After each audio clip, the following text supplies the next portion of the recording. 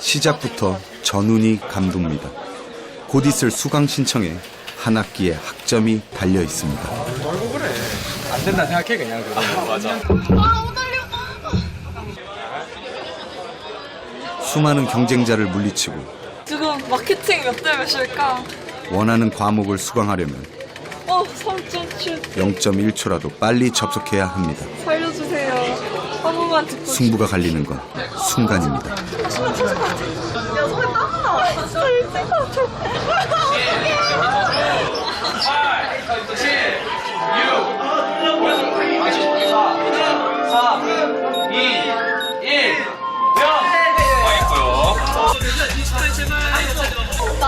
함성과 탄식이 엇갈리는 순간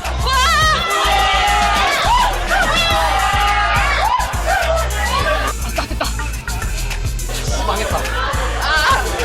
야 같이 망했다. 야 하나도 안 된다.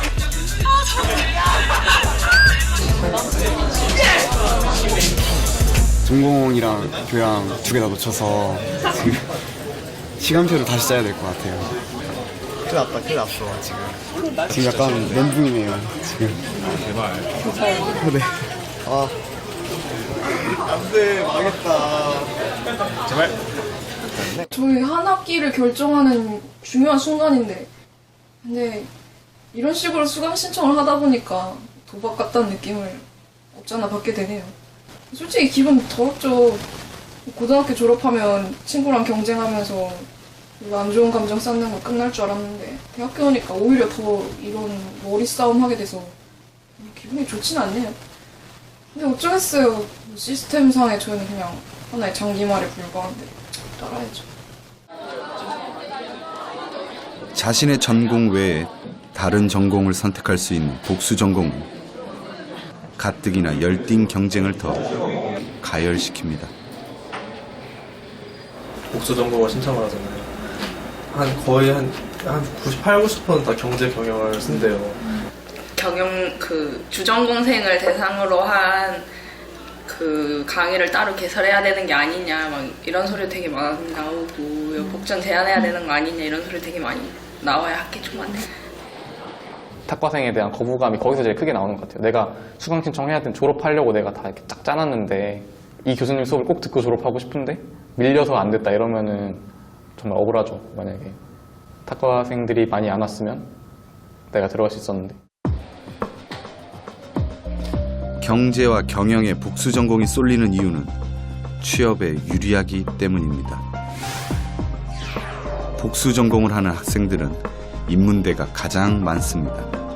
취업이 잘 되는 과일수록 그 비율은 낮아집니다.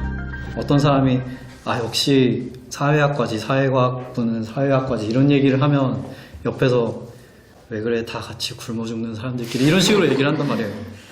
그리고 거기 있는 사람들은 거의 예외 없이 대부분 경제나 경영 복전을 하고 있어요. 우린 안 돼. 우리는 기업들이 싫어해.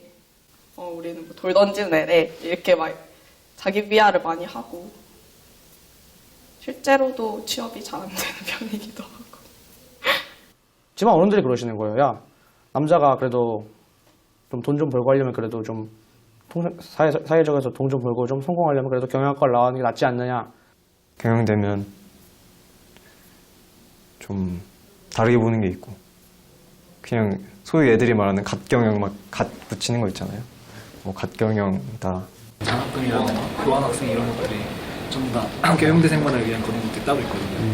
확실히 이루어지고 있다는 느낌을 많이 받는 것 같아요. 취업이 잘 되는 학과는 대학에서도 지원을 아끼지 않습니다.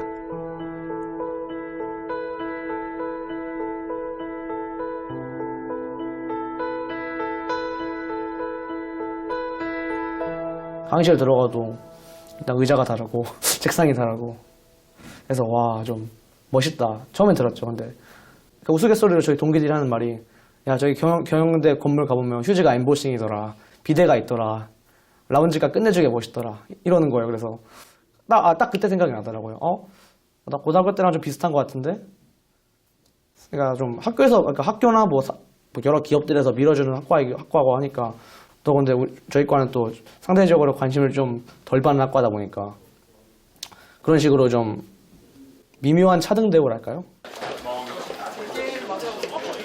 같은 학교라도 과에 따라 쓸 수 있는 공간은 나뉩니다. 해당 학과 학생이 아니면 자리를 비워줘야 하거나 아예 출입조차 안 되는 곳도 있습니다. 진짜 나쁘게 생각하면 니들 돈으로 세웠니? 라는 생각이 제일 먼저 들죠.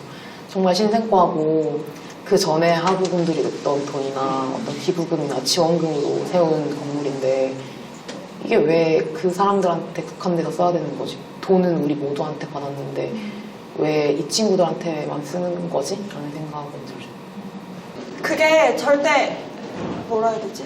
당연시 될 수 있다는 건 아니에요. 이게 정당하다는 건 아닌데 사실 취업상 생각해보면 그 친구들이 더 좋은 기업에 갈 수 있는 기회가 많고 한 게 많으니까 마치 고등학교에서 창의반이 더 지원해 주는 것처럼 더 좋은 가능성을 가진 애들이 더 좋은 혜택을 받아간다는 건 저희한테 너무 일상화돼 있는 거죠.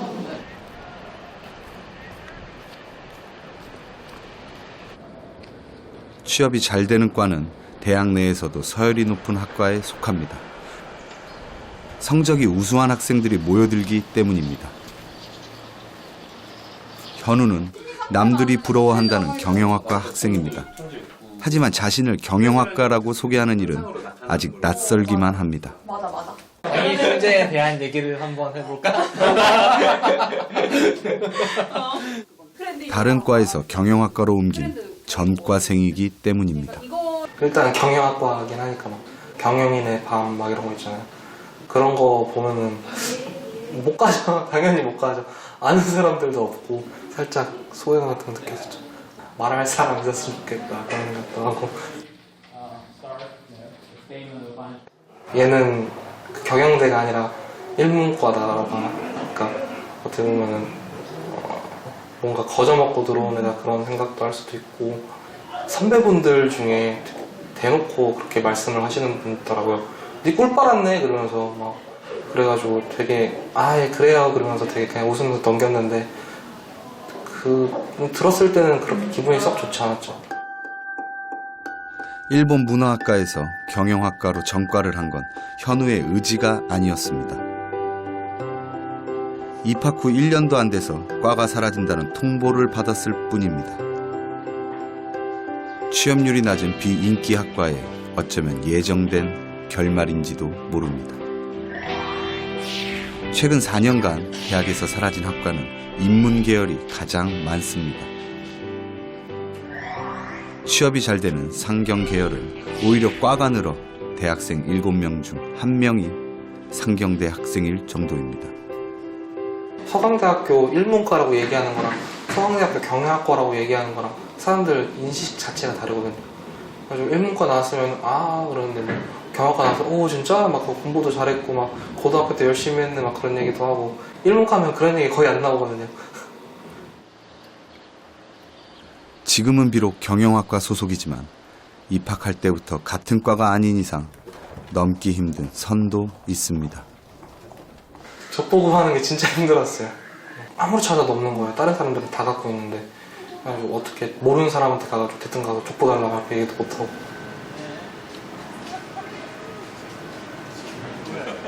이 과 공동체라는 게 경제학과 확실히 있기 때문에 의도하지 않은 소외가 그런 위화감이 있지. 거시경제 원론을 들었을 때 그 나보다 어린 애들, 그러니까 나는 그때 시작한 거고 그 경제학과 1학년생들이 많이 들어. 근데 경제학과 1학년생들이 자기들끼리 시험날 내가 딱 갔는데 혼자 공부하고 갔는데 걔네들은 그 전날에 자기들끼리 족보를 다 돌려서 다 풀고 온 거야. 그런 소리가 나지. 네, 복수 전공 하면 이제 인정을 받을 수 있지만 그 커뮤니티에 제대로 편입이 되지 못하거든요. 그러니까 복수 전공이라고 소개를 하지 내가 경영학과라고 말할 수는 없잖아요. 복전을 할 때 약간 소외감을 느끼기도 하고 뭔가 정보 공유나 커뮤니티 자체에서 받아들여지지 않으니까. 대학에서 학과로, 학과에서 다시 출신 고등학교와 입학 전형으로 끊임없이 남과 나를 구분하려는 건 경쟁에서 살아남기 위해서입니다. 그 과정에서 누군가를 배제하고 차별하는 게 옳지는 않지만 그렇다고 차별을 반대할 생각은 없습니다. 저희는 이미 그 교육 과정에서부터 세뇌 같은 걸 받는 것 같아요. 이게 되게 잘못된 거라는 건 알지만 그래도 어쩔 수 없어요. 이거 아니면 어떡할 거야. 그럼 얘네가 그럼 너네가 이렇게 열심히 공부를 하고 이렇게 하는 거를 이런 인식이 없고 이런 세월하고 없으면 너네가 어떻게 보상을 받을 건데? 고등학교 때부터 이걸 목표로 선생님들 다 이것 때문에 너가 하고 싶은 거 하려면은 높은 데 들어가. 안 그러면은 너 하고 싶은 것도 못한다. 그래서 애초에 이거를 목표로 살아왔는데 너네가 가질 수 있는 권리를 포기하고 모든 애들이랑 같은 스타트 라인에 서라. 사람을 학교 네임밸류 가지고 판단하면 안 되는 건 저도 아는데 좀 억울한 마음이 드는 것 같아요. 이렇게 공부 열심히 하라고 해서 열심히 해서 좋은 대학 왔는데 이제 그게 말짱 도루묵이래. 이러면은 나는 왜 그럼 이렇게까지 해가지고 좋은 대학을 오려고 했나. 그럼 억울하죠. 똑같은 목표를 향해 달려가는 경쟁자가 아니라면 너그럽게 받아들일지도 모릅니다. 서열을 나누고 줄을 세우지 않아도 함께 갈 수 있는 길이라면 서로를 경계할 이유도 없을 것입니다. 나는 어디까지 이렇게 치열하게 살아야 될까? 결국 뭔가를 위해서 하는 건데 그냥 그 대열에서 사람들 가니까 낑겨서 막 이렇게 가는 기분. 그러다 보니까 그 와중에서 위안을 어디서 받겠어요. 나는 이 되게 사람들이 알아주는 길을 가고 있다. 여기서밖에 위안을 받을 게 없는 것 같아요. 내가 얘보다 더 좋은 학교에 나왔기 때문에 더 낫다. 그 내에서 또 내가 얘보다 더 입결이 높은 과에 들어갔기 때문에 더 능력이 좋다. 그 안에서 또 내가 얘는 복수전공생 편입생이니까 약간 이민자 느낌이라면 나는 원래 여기 들어온 그냥 정시로 혹은 수시로 들어온 애니까 내가 얘보다 훨씬 낫다. 뭔가를 더 자기가 더 낫다는 거를 어떻게 해서든 이유를 만들려고 하니까 서열을 자꾸 만드는 거 아닐까? 초등학교만 해도 아파트 브랜드에 따라서 반을 따로 만들어달라는 학부모들이 있고 주공에서 만든 애들이랑 비싼 아파트 사는 애들이랑 반 따로 만들어달라. 어렸을 때 이렇게 시작하는 거죠. 꼴등이랑은 놀지 마라 해서 이제 어디 학교 애들이랑 놀지 말라 해서 계속 끊임없이 구분을 짓는 거죠. 계속 구분 짓고 구분 짓고 구분 짓고 그러면서 위에 있고 싶고 우월하고 싶고. 경쟁에서 뒤처지지 않으려면 나는 남과 달라야 합니다. 비슷한 색깔끼리 무리를 지어서는 별다른 경쟁력이 없습니다. 무리 안에서 눈에 띄려면 서로를 끊임없이 비교하고 그 안에서 하나라도 더 다른 점을 찾아야 합니다. 누군가를 넘어뜨려서라도 내가 남보다 우위에 서야 할 때 미움은 생겨납니다. 살아남기 위해서는 누군가를 밟고 올라설 수밖에 없기 때문입니다.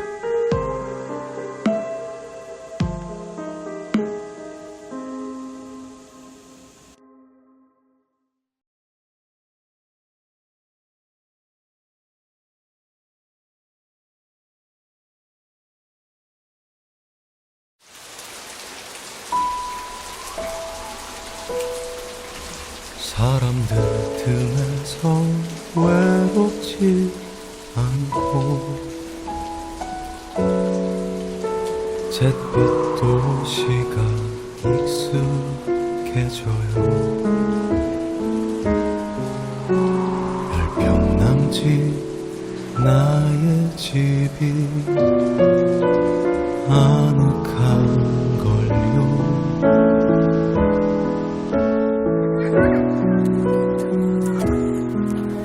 한 번쯤 멋지게 살고 봤는데 이제는 많이 지치나 괜찮다고 말하는 게 편안해져요.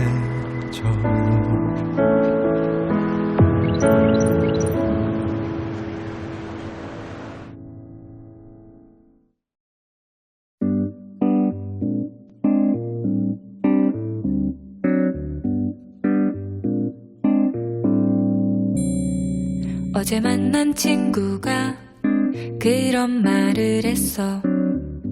눈과 귀를 닫고 입을 막으면 행복할 거야. 너는 톱니바퀴 속 작고 작은 부품, 정말 아무것도 아니지. 사랑에 정복당할 시간도 없는 희한한 시대에서 열심히 사는구나. 마지막 저금 통장에 들어있는 19만 원을 들고서 나